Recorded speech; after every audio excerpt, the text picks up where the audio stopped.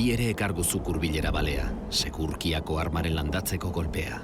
Biziarengatik dugu irriskatzen bizia, arren egikuzuaren gelditzeko grazia. Euskal gizartea itsasoari begira bizi zen.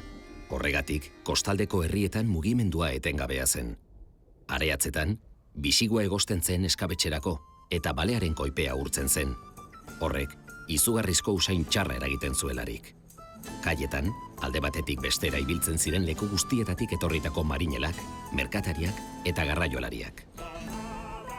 Euskal burdinoletako produktu preziatuak bertara ekartzen zituzten, adibidez, Arrasateko altzairua, itsasotik Europa osora eramateko. Euskal portuak gaztelako produktuak inportatzeko eta esportatzeko bide nagusiak ziren, gehien bat Donostia, 15. mendera arte, eta Bilbo, hortik aurrera. Euskal portuetatik irteten zen Euskal burdina eta gaztelako artilea eta bertara iristen ziren produktu ugari. Are gehiago, Amerikarekin merkataritza ibilbideak ezarri zirenean. Gogoratu behar dugu, Euskaldunen lana ezinbestekoa izan zela ibilbide horiek ezarri ahal izateko. Horrez gain, portuetan etzen lapurtutako altxorri falta. Euskal kortxarioek eskuratzen zituzten, koroaren baimena baitzuten, etxai ziren erresumetako merkataritza ontziak eraso eta lapurtzeko. Itsasoan lan egitea oso gogorra zen, eta ez bakarrik itsasoratzen zirenentzat. Herrian geratzen ziren emakumeek seme-alabak aurrera atera behar zituzten, bakarrik, kontserbagintzan lanean eta batzuetan enpresa txikiak eratuz ere. Urteak pasa zitezkeen, itsasoratutakoen berririk jaso gabe. Emakumeek etzekiten haien senarrak bizirik, edo itota zeuden, edota mundu berrian beste emakume batekin hasiak ziren. Badira 10 urte nirera bueltatu ez dela, hainbat aldiz gutun bidez eskatu arren, aita santuak Indietako erresumetan galdutakoak haien emakumeen ondura itzultzeko aginduari jarraiki. Hortaz, laguntzarik eta bizirauteko jakirik gabe, ahalmen ematen.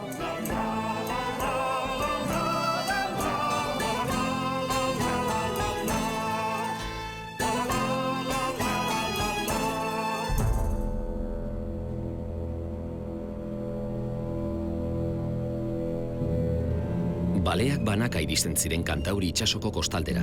Horietako bat ikusi bezain laster, kaiko guztiak lanean hasten ziren.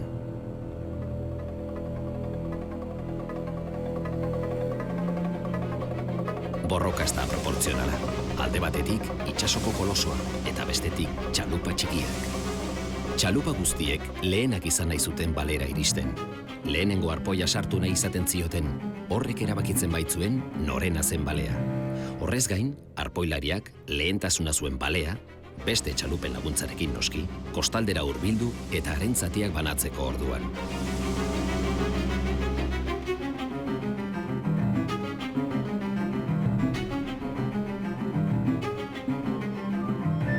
Itsasoak Euskaldunen bizitza ekonomikoa ardazten zuen. Kostaldeko herriak, Bisigu, Egaluze, Sardina eta Legatza bezalako arrainen arrantzaz bizi dira. Eta baita, urrutirago, iparraldeko urrotzetan zegoen bakailo goxo eta ugariaren arrantzaz. Itsasoa aberastasun iturri zen, baina baita askotariko arriskuen jatorri ere.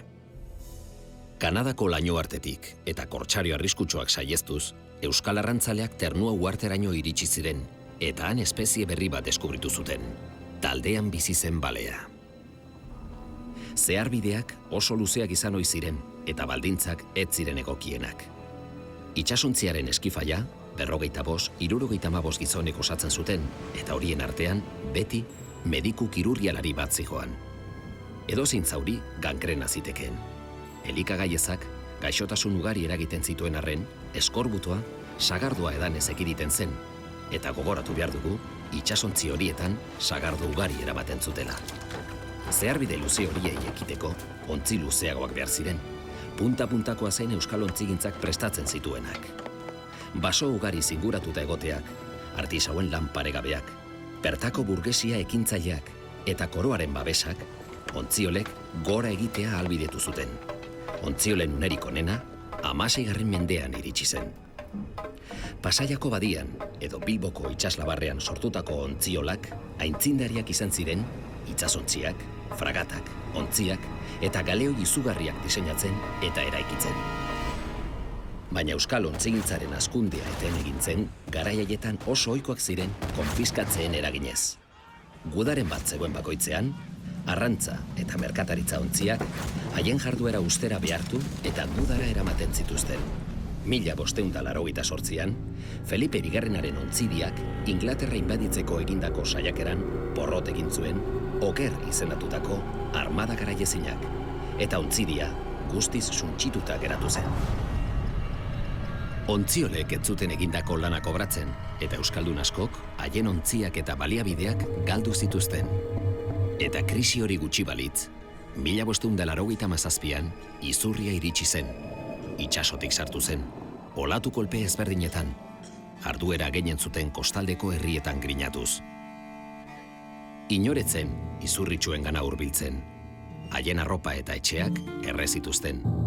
Asko gaixotasunaren eraginez zendu ziren, beste batzuk aldiz gosez.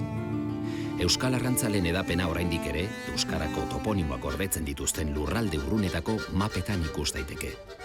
Irmoki eta beldurri gabe, banakako aleginaren, metatutako eskarmentuaren eta ezagutza zientifikoen laguntzaz, itsasoa menperatzera irten ziren milaka euskal arrantzale anonimoak utzitako aztarnak dira. Euskaldunak punta-puntakoak ziren berrikuntzen arloan eta ezinbestekoak izan ziren deskubrimendu eta espedizio luzeetan. Horizonte berriak irekiz, jada ezagunak ziren mapak edatuz, ibilbide berriak eginez, eta haien lan egiteko moduaren testigantza lur zabalean utziz.